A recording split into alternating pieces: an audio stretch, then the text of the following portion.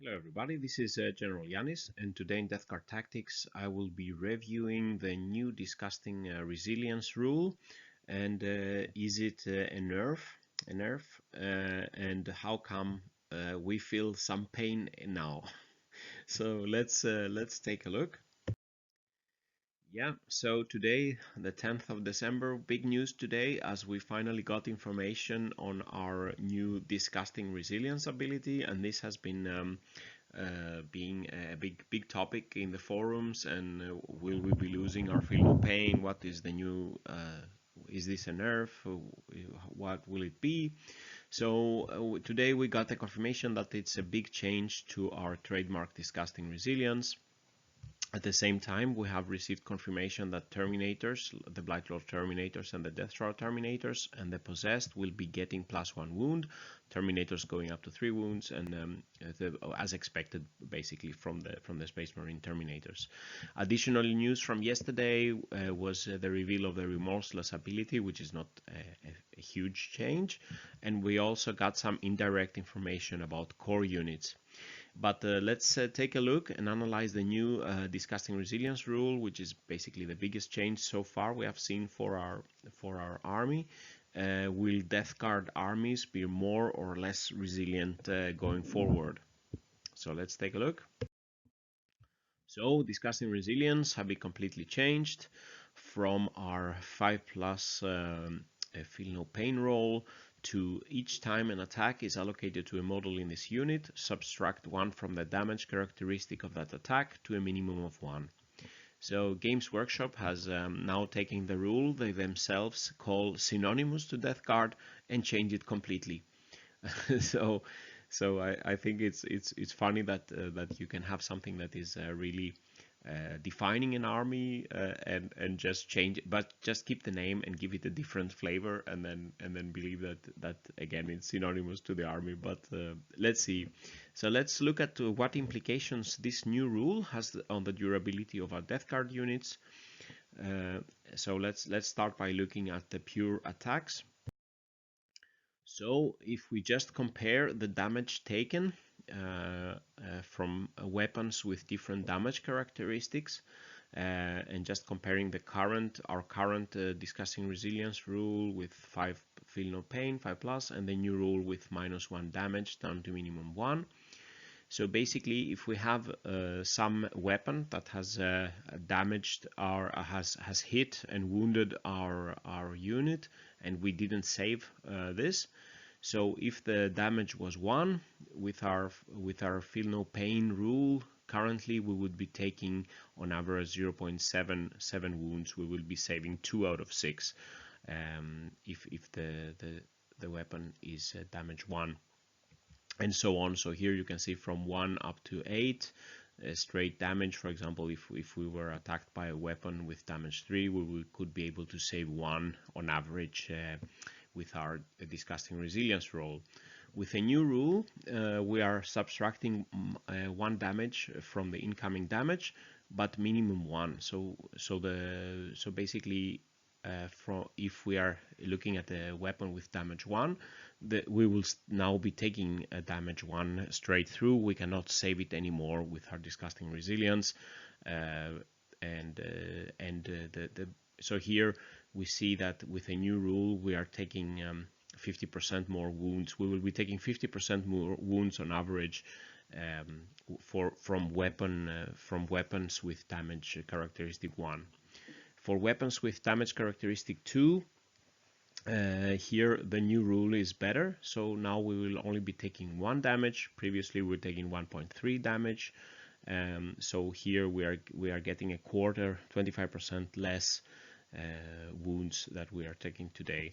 If we look at a weapon with a straight damage 3, we will be getting on average 2 wounds with the new rule and the old rule. Of course, the new rule is more consistent, so we know that we will be taking 2 damage. The current rule was very inconsistent, but also this was one of the nice things about this, because sometimes you could be really lucky and roll and avoid all 3 damage. Sometimes, of course, you would lose all 3 wounds, but it was interesting how many times the Disgusting Resilience could save you from impossible odds. So, continuing up to a damage of 8, if we take weapons with 4, 5, 6, 7, 8, then we are starting to see that the new rule is not as good. We are taking more damage. We will be taking 10, 20, 30% more damage on average than we had with our previous rule. If we look at the damage with D3 weapon profile, with the current rule, on average, we will be taking 1.3 damage, and it's basically the same now. So we will be getting, if they roll a 1, we will be taking 1 damage. If they roll a 2, we will take 1 damage. But if they roll a 3, we would take in 2 damage. So basically, it's the average of these 3 on average.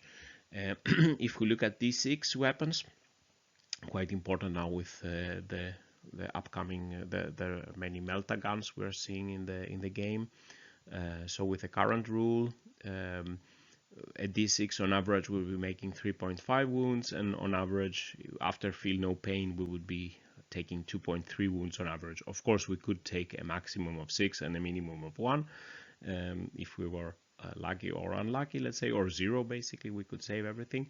With a new rule, we will be taking the average of the damage from 1 to 6, and that will be higher than we were having today. So we will be taking 14% more damage from D6 weapons. And if we look at the D6 plus 2 weapons, which is the melta guns at half range, we will, with the previous our current feel no pain rule, we'll be taking 3.6 damage, and now with the new rule we will be taking 4.5. So it's basically the average from 3 to 8 on average here. Of course, if the opponent rolls a 6, you will be taking straight 7 damage. Previously you had some chance to make a really lucky roll and maybe only take 3 damage or 4 damage or something like this. You could also get the full 8 damage, but of course the higher the damage, the worse the new rule gets. And one thing, of course, where our new rule does not protect us at all is against mortal wounds. So if we, for example, get a smite, we will be facing D3 mortal wounds. We would have some saved today, and with the new rule we don't have it. So basically we get whatever mortal wounds we take. And this is, of course, also if you're facing a lot of psychers and you are getting mortal wounds from opponents' special abilities. Before we had a fighting chance to recover some of the damage, but now we will be more defenseless against these type of attacks. So summarizing, for 1 damage weapons and mortal wounds, of course the new rule is considerably worse than the old. We will be taking on average 50% more damage. For damage 2 weapon, the new rule is clearly better. It's best for damage 2 weapons, but how many of those will you be facing? That's, of course, depends on your opponent. For damage 3 and D3 weapons, they are equally good on average. For all other damage weapons, the new rule is worse. So also gone, and the worst for me, at least personally, is the variability of our Disgusting Resilience roll that sometimes could save us against all odds and create, in lack of better words, like an epic fluff narrative feeling where you could have 1 Plague Marine defiantly saving a very heavy attack and maybe keeping the objective for 1 more turn or something like this. So how good or bad this would be overall during a game depends, of course, on what your opponent is bringing to the table. If they are having a lot of heavy weapons, normally this will be worse for our army. If they have a lot of damage 1 weapons, it will also be worse. If they have a lot of damage 2 weapons, they of course will be doing much less damage to our armies. But of course, Disgusting Resilience alone is not the only change we have had so far. So let's look at the Plague Marines. So you can say, but hey, the Plague Marines are getting 1 more wound. So how does the end result look for them? Because maybe with a new Disgusting Resilience rule, they don't save so much, but they have more wounds to take from. So here I'm looking at some weapons, bolt rifle with damage 1, a heavy bolter with damage 2, the normal plasma gun not supercharged, plasma gun supercharged, a las cannon, and a melta at half range as, let's say, the worst case that could be shot against the Plague Marines. And basically here I'm calculating how many wounds are scored for the Plague Marines to save, how many wounds are not saved on average, and then how many wounds are taken with the old Disgusting Resilience rules, and how many wounds are taken with the new Disgusting Resilience rules. And then having the wounds per shot, we can calculate how many shots does it take on average to kill one Plague Marine. So for example, for bolt rifles with the old rules, having one wound on average here with expected here, we would expect that we could take 10 shots with a bolt rifle before one Plague Marine is killed, and this is of course toughness 5 helping us out here. And of course, these are the numbers if the opponent doesn't use rerolls and other abilities that, for example, reroll all to hit or reroll 2 wounds. Of course, we would not be able to take as much here. But looking at the relative here, so we are taking more wounds from the bolt rifle, more damage, but because now the Plague Marine has 2 wounds, we are able to sustain almost 30% more shots than the previous rules. So if we look at all the weapons, we see that basically the Plague Marines will be more durable on the tabletop than before, and be also to take more shots than currently, except basically it's very similar shots. They can survive against the melt at half range, because basically in both cases, if the wound is hit, basically it kills the Marine in any case, or both with 1 wound or 2 wounds. But all in all, it's good, and for the Plague Marines, and especially for something like a heavy bolter or a plasma gun where the new rule is really good, then of course they can take a lot more shots before killed. So what about the new Blightlord Terminators? So the Blightlord Terminators are set to go from 2 wounds up to 3 wounds. What about them?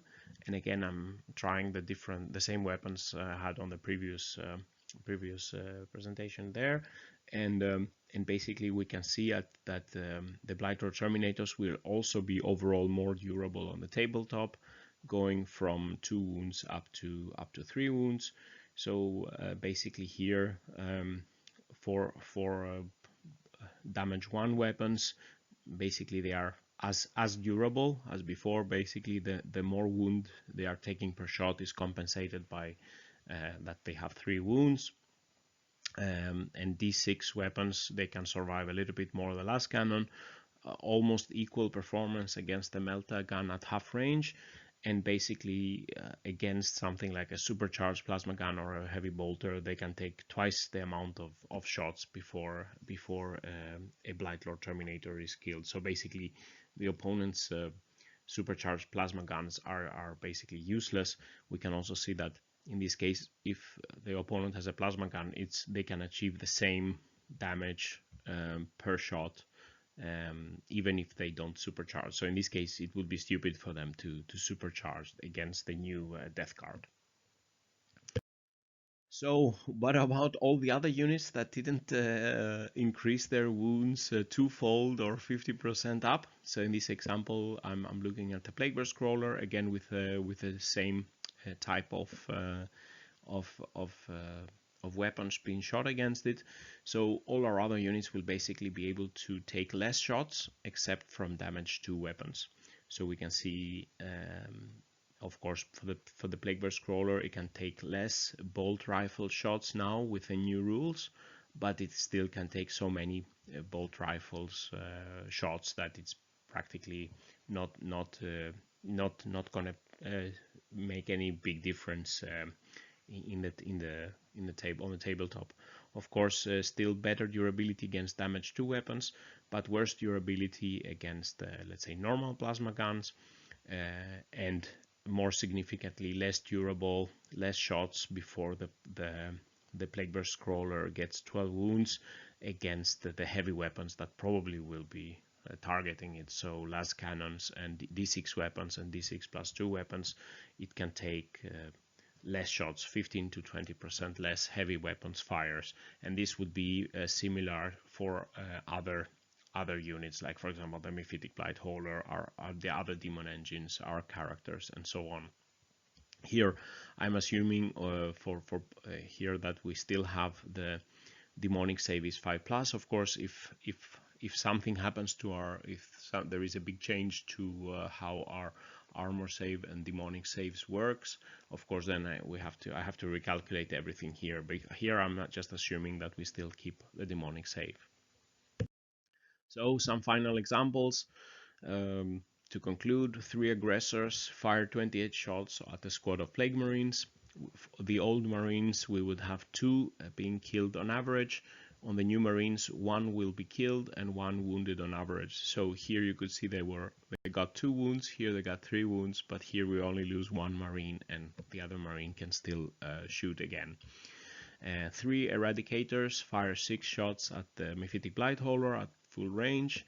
The old Mephitic Blightlord will be taking 4 wounds on average.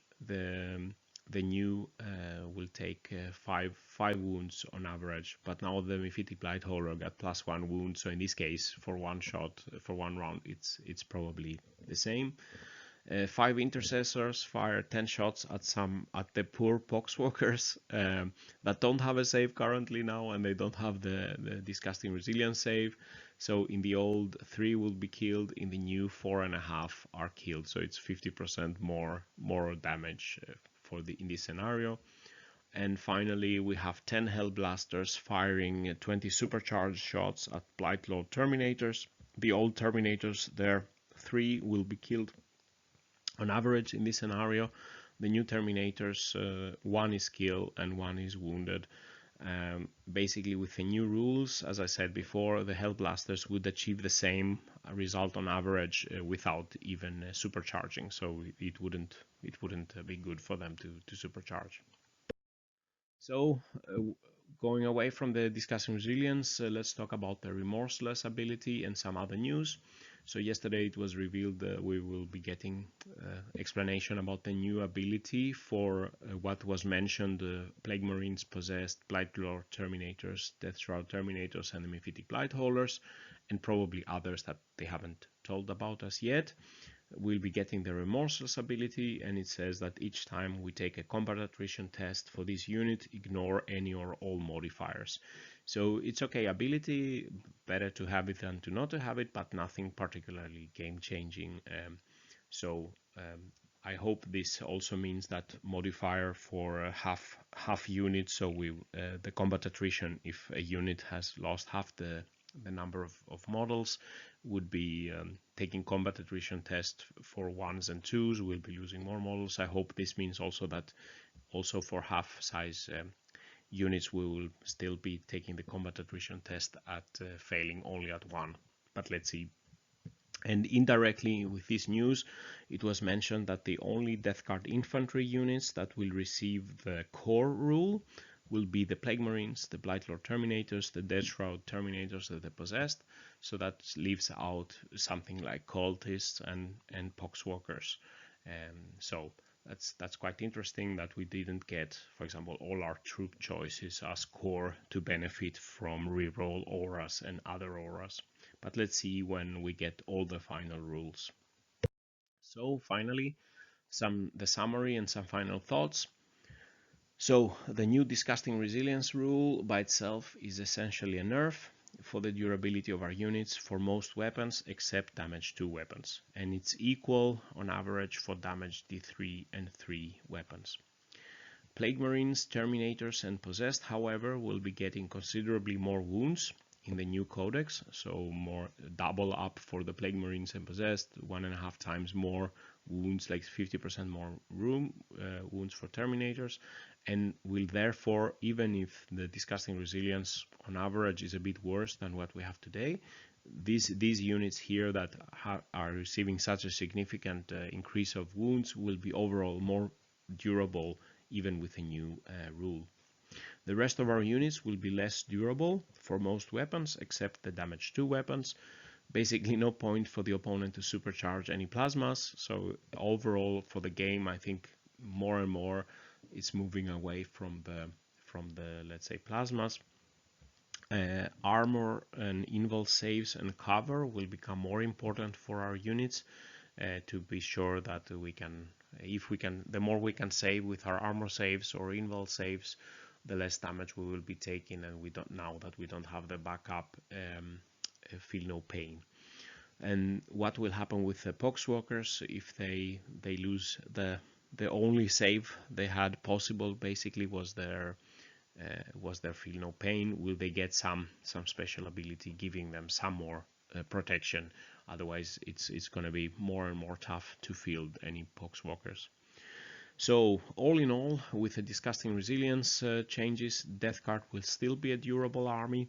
However, I'm personally more on the disappointed or sad side to lose the variability and special feeling, or the Death Guard flavor of the Feel No Pain Disgusting Resilience rolls, that they could really do some epic things on the tabletop. That now we are getting, it seems like we're getting more and more like a marine something, and this rule was quite different from the other armies, and it gave the special feeling of playing Death Guard. Still we are durable, but we don't have this extra feeling. So I would personally prefer to keep the old rules and maybe don't get so many wounds, or let's say getting more pointing cost increase, because I think the fluff or the feeling of playing Death Guard, I think that was an important part, for example, why I chose to play Death Guard. But I think all in all it's not so bad now that I've done the math, and I will get used to it and adapt. So what are your thoughts about all of this? Please leave some comments, and let's discuss about the Disgusting Resilience. If you like this video, please press like and subscribe to the channel, where I will be posting more analysis, news, and Death Guard tactics going forward. So with these words, GeneralJannis is signing out. Stay safe out there, and bye bye.